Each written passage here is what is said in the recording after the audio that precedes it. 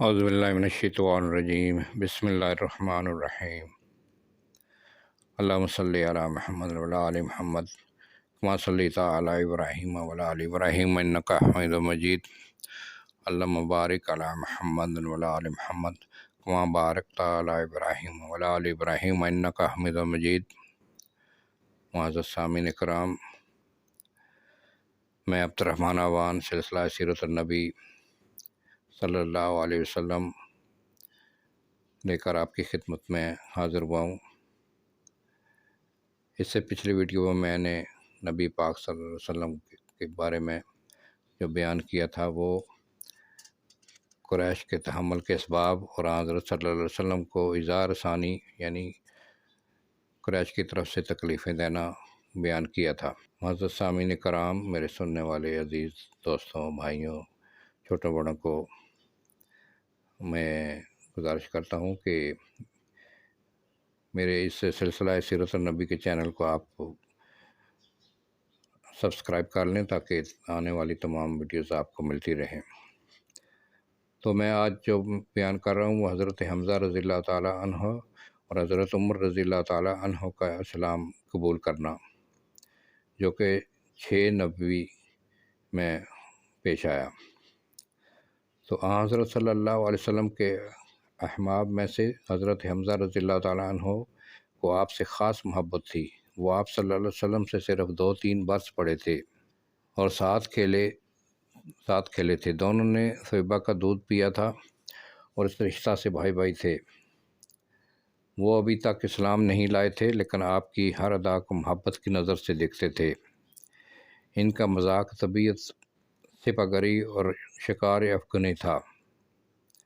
معمول تھا کہ منہ اندھیرے تیر کمان لے کر نکل جاتے، دن بھر شکار میں مصروف رہتے، شام کو واپس آتے تو پہلے حرم میں جاتے تو آپ کرتے۔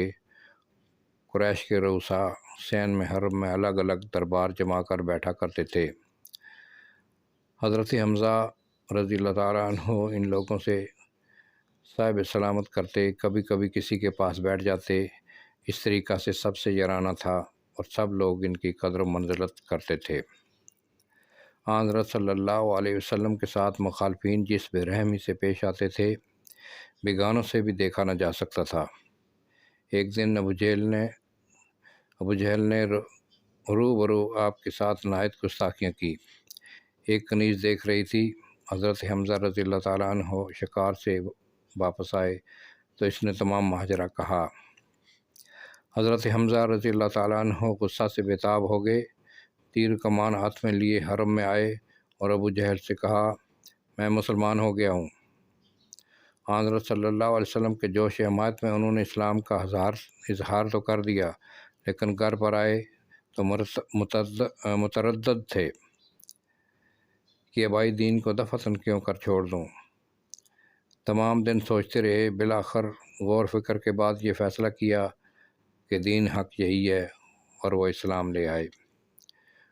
اور ان کے بعد دو ہی 4 روز کے بعد حضرت عمر رضی اللہ تعالیٰ عنہ بھی اسلام لائے۔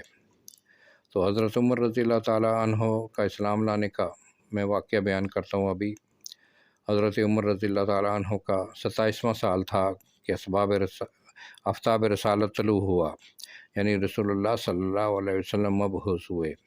حضرت عمر رضی اللہ تعالیٰ عنہ کے گھرانے میں زید کی وجہ سے توحید کی آواز مانوس نہیں رہی تھی، چنانچہ سب سے پہلے زید رضی اللہ تعالیٰ عنہ کے بیٹے سعید رضی اللہ تعالیٰ عنہ اسلام لائے۔ حضرت سعید کا نکاح حضرت عمر رضی اللہ تعالیٰ عنہ کی بہن فاطمہ سے ہوا تھا۔ اس تعلق سے فاطمہ رضی اللہ تعالیٰ عنہ بھی مسلمان ہو گئی تھی۔ اسی خاندان میں ایک اور معزز شخص نعیم بن عبداللہ نے بھی اسلام قبول کر لیا تھا، لیکن حضرت عمر رضی اللہ تعالیٰ عنہ ابھی تک اسلام سے بیگانہ تھے۔ ان کے کانوں میں جب یہ صدا پہنچی تو سخت برہم ہوئے، یہاں تک کہ قبیلہ میں جو لوگ اسلام لا چکے تھے ان کے دشمن بن گئے۔ لبینہ رضی اللہ تعالیٰ عنہ ان کے خاندان کی کنیز تھی جس نے اسلام قبول کر لیا تھا۔ اس کو بے تحاشا مارتے تھک جاتے تو کہتے کہ دم لے لوں تو پھر ماروں گا۔ لبینہ کے سوا اور جس پر قابو چلتا تھا زد و کوب سے دریغ نہیں کرتے تھے، لیکن اسلام کا نشہ ایسا تھا کہ جس کو چڑھ جاتا تھا اترتا نہ تھا۔ ان تمام سختیوں پر ایک شخص کو بھی وہ اسلام سے بدل نہ کر سکے۔ آخر مجبور ہو کر نعوذ باللہ خود ذات نبوی صلی اللہ علیہ وسلم کے قتل کا ارادہ کیا۔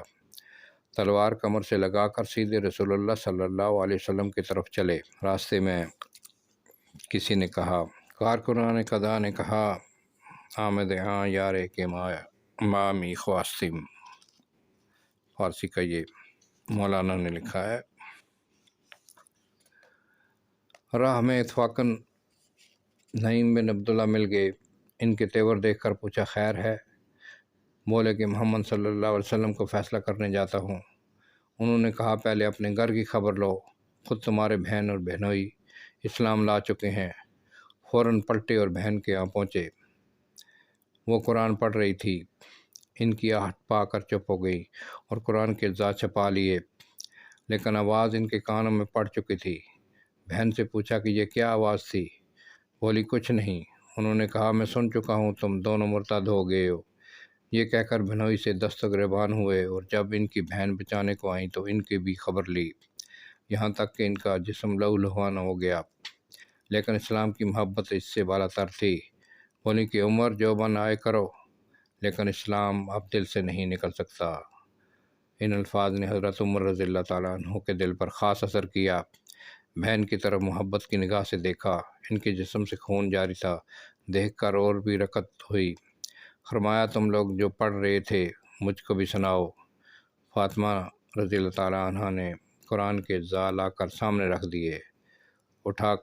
اٹھا کر دیکھا تو یہ صورت تھی، سورۃ حدید کی۔